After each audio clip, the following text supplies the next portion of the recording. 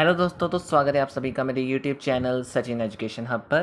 तो दोस्तों, आज हम बात कर रहे हैं ग्रीन मार्केटिंग के बारे में। ग्रीन मार्केटिंग मतलब कुछ ऐसे प्रोडक्ट्स को प्रमोट करना जो कि बहुत इको फ्रेंडली माने जाते हैं या फिर एनवायरनमेंट के लिए जो सेफ प्रोडक्ट्स होते हैं। जब ऐसे प्रोडक्ट्स को हम प्रमोट करते हैं, that is called green marketing.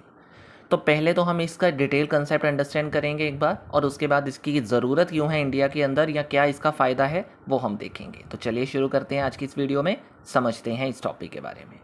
शुरू करने से पहले दोस्तों, आप में से किसी भी स्टूडेंट को कॉमर्स सब्जेक्ट से रिगार्डिंग कोई नोट्स चाहिए या कोई क्लासेस की रिक्वायरमेंट है, कोई कॉमर्स सब्जेक्ट से रिगार्डिंग आपको प्रॉब्लम है, तो आप हमसे ऑनलाइन क्लासेस भी ले सकते हैं। डिटेल्स आपको नोट्स की और क्लासेस की Telegram channel plus video description में मिल जाएंगी। तो चलिए शुरू करते हैं। देखिए दोस्तों, सबसे पहले हमारा जो कंसेप्ट है वो है ग्रीन मार्केटिंग कहते किसे हैं। तो ग्रीन मार्केटिंग का सिंपल सा मीनिंग मैंने आपको बताया कि कुछ ऐसे प्रोडक्ट्स और सर्विसेज प्रोवाइड करना या प्रमोट करना जो इको फ्रेंडली होते हैं, जो या तो इन्वायरमेंट के लिए सेफ़ होते हैं। यानी जो इन्वायरमेंटली फ्रेंडली प्रोडक्ट्स होते हैं ना या सर्विसेज होती हैं, जब हम उनको प्रमोट करते हैं, that are called green marketing. तो कुल मिला के इसका मतलब है कुछ ऐसे प्रोडक्ट जिसको हम इको फ्रेंडली मटेरियल से बना रहे हैं, या फिर जिसमें सस्टेनेबल पैकेजिंग की जा रही है, या फिर जिसमें लेस एनर्जी कंज्यूम की जाती हो, या फिर जिसमें इन्वायरमेंट को हार्म नहीं पहुंच रहा है। ऐसे प्रोडक्ट्स को हम क्या बोलते हैं, मतलब ऐसे प्रोडक्ट्स को जब हम प्रमोट कर रहे हैं दैट, या फिर ऐसे प्रोडक्ट्स बनाकर हम जब प्रमोशन करते हैं, that is called green marketing. इसका मतलब है कंपनी क्या कर रही है, बायोडिग्रेडेबल जो पैकेजिंग होती है उसका इस्तेमाल कर रही होती है आज के समय में, या इलेक्ट्रिकल व्हीकल्स आपने देखे होंगे जो बन रहे हैं, या फिर आजकल हम जीरो प्लास्टिक यूजेज वगैरह प्रमोट कर रहे हैं सिस्टम अपना। तो what is this is all are called green marketing strategies, right. तो सिंपल टर्म में क्या बताना चाहता हूँ मैं कि इन्वायरमेंट को सेव करने के लिए जो प्रोडक्ट्स की प्रमोशन की जा रही है बिजनेस करते दौरान, that is called green marketing. ठीक है जी। अब ग्रीन मार्केटिंग है क्यों ज़रूरी, तो सबसे पहले है हमारे पास, हम इन्वायरमेंट की अवेयरनेस को बढ़ाना चाहते हैं। देखिए इंडिया के अंदर आज के समय में इन्वायरमेंटल चैलेंजेस बहुत हैं। एयर पोल्यूशन है, वाटर पोल्यूशन है, या बहुत सारे अनदर पोल्यूशंस हैं, क्लाइमेट चेंज हो जाता है। तो स्पेशली जो अर्बन एरिया की पीपल हैं वो इन चीज़ों के लिए काफ़ी अवेयर होना बहुत ज़रूरी है कि कैसे नेचर्स को अफेक्ट नहीं किया जाना, मतलब कैसे नेचर अफेक्ट ना हो। तो जैसे जैसे हम उस चीज़ की अवेयरनेस को बढ़ाएंगे तो ऑटोमेटिकली जो इको फ्रेंडली प्रोडक्ट्स हैं उनकी डिमांड बढ़ जाएगी। तो इसीलिए ग्रीन मार्केटिंग का होना बहुत ज़रूरी है। ठीक है जी। सेकेंड है हमारे पास गवर्नमेंट रेगुलेशंस। देखिए इंडियन गवर्नमेंट लगातार यही सोचती है कि जितने भी ग्रीन प्रैक्टिसेस हैं उनको लॉ या पॉलिसीज़ के दौरान एक इम्प्लीमेंट करना कहते हैं ना ज़रूरी कर दिया जाए।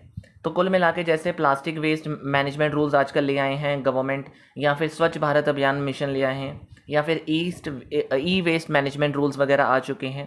उससे क्या किया जाता है, इन्वायरमेंट को हार्म ना हो ऐसे प्रोडक्ट्स को बैन कर दिया जाता है, या फिर इको फ्रेंडली प्रोडक्ट्स को प्रमोट करने की ज़्यादा कोशिश की जाती है।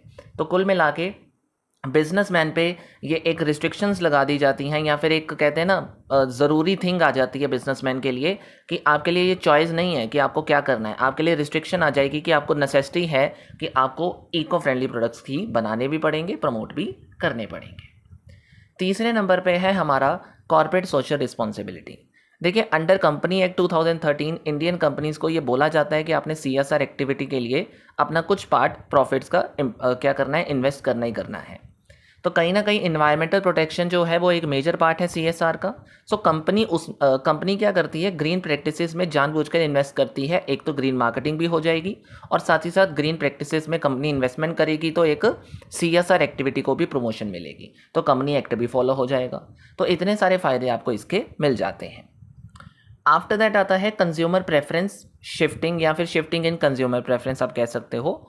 तो आज का जो इंडियन कंज्यूमर है, जैसे कि यूथ और वर्किंग प्रोफेशनल ज़्यादा माना जाता है, तो उनको अवेयर करना थोड़ा आसान भी हो जाता है, या उनको अवेयर करना ज़रूरी भी हो जाता है। तो ऑब्वियसली जो अगर अवेयरनेस बढ़ जाती है उन यंग लोगों के अंदर या वर्किंग प्रोफेशनल्स के अंदर, तो वो उन्हीं प्रोडक्ट्स को मतलब कहते हैं ना बाय करेंगे या प्रेफर करेंगे जो नेचुरल होते हैं, या ऑर्गेनिक होते हैं, या रिसाइकल होते हैं। तो अगर हम उनके अंदर अवेयरनेस ले आते हैं ग्रीन मार्केटिंग के ज़रिए, तो वो नेचुरल, ऑर्गेनिक या रिसाइकलिंग या एनर्जी एफिशिएंट प्रोडक्ट्स को ही ज़्यादा खरीदेंगे, जिसका मतलब क्या है, उनका जो कंज्यूमर प्रेफरेंस है वो भी शिफ्ट हो रहा है आज के समय में, हम देख भी रहे हैं, और आगे भी हो जाएगा, और जिससे इन्वायरमेंटल फ्रेंडली प्रोडक्ट्स और प्रमोट हो जाएंगे। ये भी एक बेनिफिट इसका मिल जाता है। आफ्टर दैट है ग्लोबल मार्केटिंग एडवांटेज। देखिए इंडियन बिजनेस को ग्रीन मार्केटिंग अडॉप्ट करना एक कहते हैं ना ज़रूरी भी हो चुका है, या फिर आप ये कह सकते हो कि इंडियन बिजनेस जो ग्रीन मार्केटिंग आज के समय में ले आते हैं ना अपने बिजनेस के अंदर, तो वो अपने आप को इंटरनेशनली मार्केट्स के अंदर एक्सपेंड बहुत आसानी से कर सकते हैं। और ये पॉसिबल तब हो जाता है जब उनके पास एक कहते हैं ना इको फ्रेंडली जो इन्वायरमेंटल बेस्ड सर्टिफिकेशंस हैं, अगर उनको वो मिल जाती हैं तो उनका बिजनेस ऑटोमेटिकली प्रमोट हो जाता है।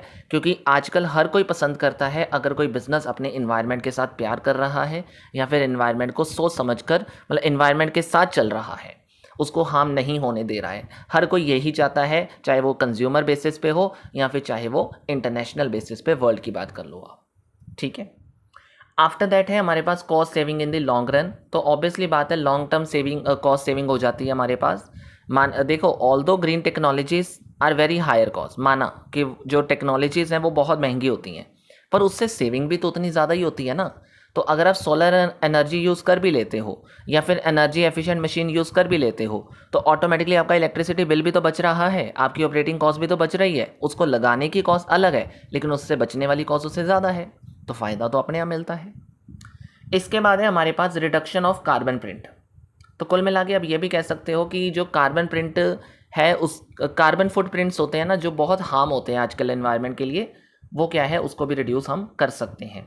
ग्रीन मार्केटिंग सपोर्ट के ज़रिए हम इको फ्रेंडली प्रोडक्शन कर रहे हैं, हम उन्हीं प्रोडक्ट्स को प्रमोट कर रहे हैं जो इको फ्रेंडली हैं और जो कार्बन एमिशंस को कम करने की कोशिश करते हैं, यानी जो हमारे क्लाइमेट को चेंज होने से बचाते हैं या फिर हार्म होने से बचाते हैं। तो कुल मिला के इस तरीके से बिजनेसमैन अगर ग्रीन मार्केटिंग कर देते हैं या फिर ग्रीन प्रोडक्ट्स बना लेते हैं तो उससे हमारा इंडिया ग्रीनर माना जाएगा और क्लीनर भी माना जाएगा, और इसमें बिजनेसमैन की रेपुटेशन भी काफ़ी बढ़िया हो जाएगी, right. So all these are the main important points जो ग्रीन मार्केटिंग को हाईलाइट कर रहे हैं कि क्यों आज के समय में ग्रीन मार्केटिंग होनी चाहिए या उसका क्या फ़ायदा हमें मिलने वाला है ग्रीन प्रोडक्ट्स को प्रमोट करके। तो देखिए दोस्तों, बस आज की इस वीडियो में इतना ही था। वीडियो अच्छी लगी है तो समझ आ गई है तो जल्दी से वीडियो को लाइक और शेयर कर दीजिएगा। चैनल पर नए हो तो चैनल को सब्सक्राइब भी कर लीजिएगा। बस इस वीडियो में इतना ही मिलेगा आपको। मिलते हैं नेक्स्ट वीडियो में, तब तक के लिए कीप लर्निंग, कीप ग्रोइंग।